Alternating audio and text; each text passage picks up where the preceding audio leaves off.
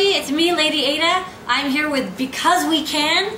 This is Jeffrey and Jillian, the creative, amazing, artistic, CNCing, architect, engineer, artists, builders, designers, everything, and they do it because we can. And that's why they're called Because We Can. I'm not going to ask you why you're called that, because it's very obvious that you do everything you do because you can. They make amazing furniture, toys, art, interiors.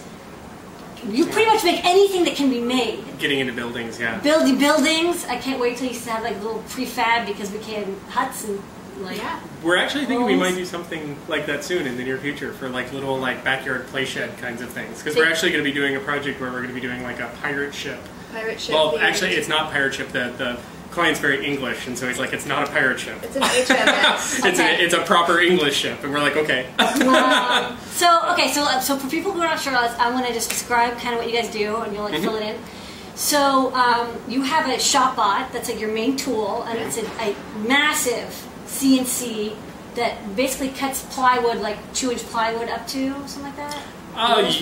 You can do thicker, but most materials don't come that thick. So you get a 4x8 sheet of plywood. Yep. You slot it into this gigantic gantry. It's a big table. 5x9 table with a spindle. Router. It's a spindle, but same thing. And it comes down and it cuts it out. Yeah. So you Full can do 3-axis. It's basically like, I mean, we have a laser cutter that uses a laser beam, and this uses like the mechanical. Uses a rotary router. cutter. Yeah. And it's incredibly fast. Yes. So you guys can cut compared to a laser cutter. Compared to a laser, you can cut like a table in like an hour. Not sometimes less. Yeah. Really love the legs. Yeah. Okay. Well, and you can also do a lot more than a laser too, because you can do like insets, right? Well, actually, you can do fully 3-dimensional stuff. Oh, right, it goes up and down. Right. Yeah. So like we did a bunch of work for Wikipedia. We helped design their office, and we did a bunch of furniture for them and stuff. We also did a wall logo that had removable puzzle pieces. Oh, like the that's logo. on our website. Yeah, and that was done by actually carving inch-thick layers at a time, and then those were nested, and then they're stacked up and glued, and it makes fully 3-dimensional forms. So it's a full globe. Yeah, shape. Wow. It's the puzzle globe. Oh, so it's actually like a full 3D. Yeah, and it hangs on the wall. And it's got it. pieces that you can pull off and hold for photo ops. Hopefully, we'll have like the image in the video. So basically, you guys are like, we are designers. We have this incredible machinery, and we will do anything cool. And you guys basically get the pick of whatever designs you want to do, right? People coming to you, and you get to we've been really good. Decide? Well, we've been really good at staying small and staying really niche and agile, and we have these 4 words that we use to kind of as a go, no go for every project. Like every project has to be creative. It has to be interesting. Has to be sustainable, and it has to be reasonable. Yeah. And so I think I know last. Yeah. No. But it's like, there has to be reasonable. Safe is not anywhere in here. Well, safe. Yeah. I don't know. But the reasonable part of it is like, it has to have a realistic budget and a realistic timeline. That kind of stuff. I mean, most of our projects we do very reasonably compared to what it is, but at the same time, there has to be. You do client work, so clients come to you, right? And oftentimes, people do approach us with unreasonable requests. Well, they always do. So we're able to more swiftly turn people down by applying those words to. That's very good. Clients. That's good. A 4-point plan. Okay, so let's say like I'm a client. I'm just going to pretend I'm a client. So I just got like a totally awesome loft in Tribeca, and I want to deck it out. What will you guys do for me? Oh, depends what your tastes are, because what we'll usually do is we'll come and we'll interview you. Yeah, we're really collaborative. We're unlike a lot of designers. We're really open. But you'll do my furniture, so I need a coffee table and chairs. Right. Well, we can do the like whole, a loft. We could. You'll do a loft. You'll do like a dinner table. Yeah. You'll do like a kid's toy set. You can do your whole place. Will you do something for MOSFET? Will you make us a cat? Yeah. Oh, yeah. Well, actually, we've done a couple. We're doing that right now. Yeah. Oh, yeah. There's a couple in New York in San Francisco that are really smart, really talented, and they're turning one of their bedrooms in their house into like this home workshop, because they both have all these little projects that they're doing all the time. And we're doing it like mad scientist themed kind of thing, and there's going to be like a giant tube that comes out of the wall that looks like a pipe, but it's actually a cat walkway, so the cat can get up on top of the bookcase. It's Victorian mad scientist themed, so it's very not steampunk. Not really steampunk. No. more like Rocketeer kind of. Okay, that's cool. More like Art Deco-ish. And so the materials you use are plywood, and then you also use hardwoods, lots of plastics, different stuff. and aluminum. Okay, so you'll use almost anything. So it doesn't necessarily just need to be shop auditable. No, because our process that we have this like 7-step process that all of our stuff goes through, and at one point in that, it's easy for it to be sent out to another shop.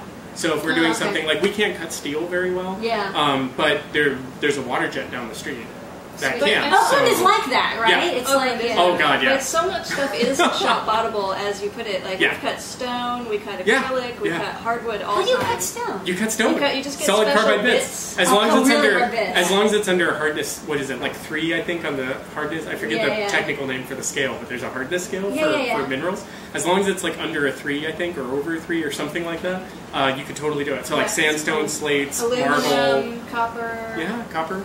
Yeah, and then you finish it. You'll cut it and you'll finish it. Well, depending on what it is, like either we'll do it. We use waterborne and water-based materials. Yeah. If it needs something special or more intense than that, then we'll hire someone else. But we try to. I mean, that's that whole sustainable angle. Like pretty much everything we do is sustainable in one way or another. We use like certified woods. Our finishing is all water-based. Like we don't like to work with toxic materials. Do people like bamboo? Do you guys work with that? Everyone's hearing about that. The funny thing about bamboo is that unless it's certified bamboo, it can actually be worse because they're cutting down old growth forests in China to plant more bamboo to meet the demand for everybody wanting bamboo stuff. Okay. So it's really about whether it's certified or not, where it comes from. So actually, a lot of what we use is actually domestic. It comes from the Pacific Northwest. Oh, that's cool. Columbia Forest Products and Sierra Pine are 2 companies that we get a lot of stuff from, and one of them, a product that we use a lot, called MedX. It's like a MDF. You know, it's like a denser board.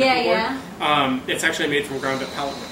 That's cool. And a natural waterproof resin. So it's like 88% of it's recycled fiber, like just right off the bat. So yeah. Okay. Yeah, so we do a lot. And do you have a lot of your clients that come to you because they know that you guys do sustainable work?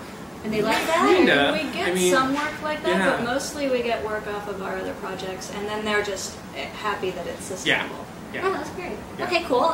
So you guys are in Oakland.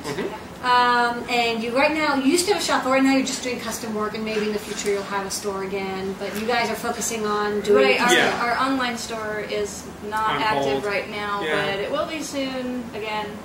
We have some infrastructure we have to set up first. But you guys are really good at, like, you come in and you're like ninjas, and you guys have a very small shop too. It's you 2 and then like another two employees. So that's it. There's 4 people, and then they, you have to design. Then they help run the shop on and stuff. No, actually, one of them went to architecture school, and she helps with some of the modeling and the CAM, like setting up the job house and stuff like that. So we'll delegate things to her when it reaches like a fabrication level. Yeah. And then the other one is very talented. She's more in the shop. She's a fashion designer by education, and then she's a really good painter. So she does a lot of our really intricate painting details. Yeah, when you see the Wikipedia globe, she's the one who hand painted all of the like detailed letters and stuff on it. She's very patient. So our shop is almost all girls except for him. Yeah. That's okay. It's good to have a guy once in a while. It's true. If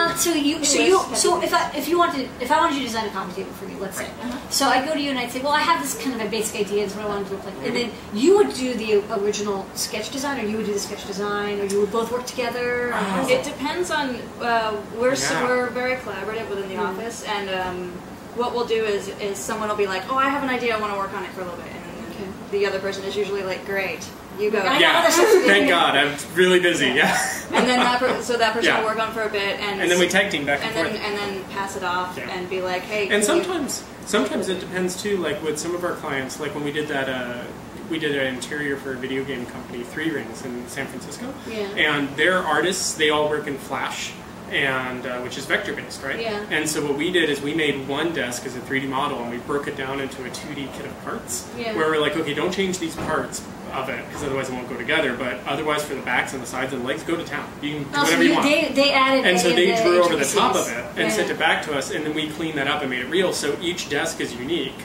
Each artist got a custom design their own desk, but they all cost the same, and they were all really affordable. And that's something you can do because you're a small, agile shop. That's something no part of our process. Big shops can't do that. They'd be like, you can only make one, and that's it. The interesting thing is there's kind of a boom going on in our industry when it comes to the CNC stuff, because it's kind of like desktop publishing or home music production, where before, in order to have a big CNC machine, it was so expensive and the training required to be able to use it was so complex that either it had to be slave to cutting out cabinets all day to pay for itself, like it was just sheer production, or it was slave to doing stuff like crazy Frank Gehry projects that could only be done via CNC.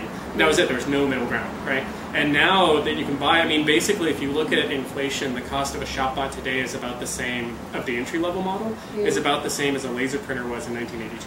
How much is like your ShopBot model? The model you How much did it cost? Yeah, about how much? We got it for like $7 grand. Sale. Yeah, we got a special deal. Let's say today I wanted to go. So about 10 we wanted grand. to get a new one. A new one's really only 10 grand. Yeah, about 10 grand. That's so That's cheap. with a router. If you got one with a spindle, it'd be more like of course 12. you can like upgrade it and there's and you you can get quieter a table part, or you can make your own table. Yeah, we made our own They table. have a little mini. Yeah, the Tyro, or They I have think like it's a called first something size else one. now. Yeah. Yeah. Portable. That one. They're sold as portable. You can take them to craft fairs and stuff and do like. Well, and the other thing too with that one is that they changed the design, so it's a little different from ours. It's more set up. Ours is great for making big things quickly. But the accuracy of our machine is ridiculously high for when it comes to furniture. But if you were like milling boards with it that were really tiny, Oh no, you have to have a wouldn't little work. mini mill. Right. Yeah. Well, that's what the other one's for. Unless we're making like The new really big circuits. Yes. Like Yeah. the 555 was like this big. We should do that. We should do that. You That would be should really do fun. that. Well, we did actually pitch a client on making a binary adder mechanical computer to go inside of a door that counts how many times the door's moved. That's cool. Like, so it's on a track on top, and it's just gear driven. It has like a Geneva wheel inside, you know, because we're friends with the Long Now folks, so we could like go tap on them and be like, hey, how do we make a binary adder with a Geneva wheel? That's so funny. Okay, so that's cool. Okay, so to finish up, just so people have something cool to look at, what are your top 3 favorite projects that you've done? Well, 3 Rings will always be one of the 3 Rings. One of the top ones. Yeah. Let's see. What's one of yours?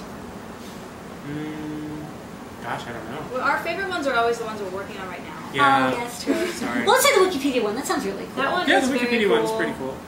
We made a And that's table. and the Wikipedia one's a good example of. Can kind of I what we do. say the mini golf course at Maker Faire? That was cool. That Oh, one that was was really very fun. cool. That was cool. We That was also really made a fun. table for a Penny Arcade that has a glow-in-the-dark resin inlay moon.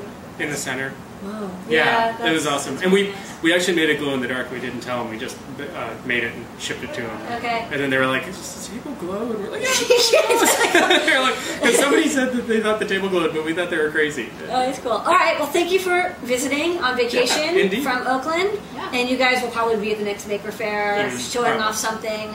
You also have a great website, becausewecan.org.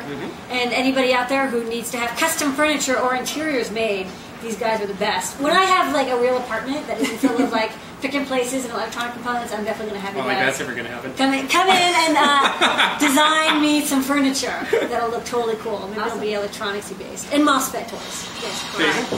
Thank you for watching.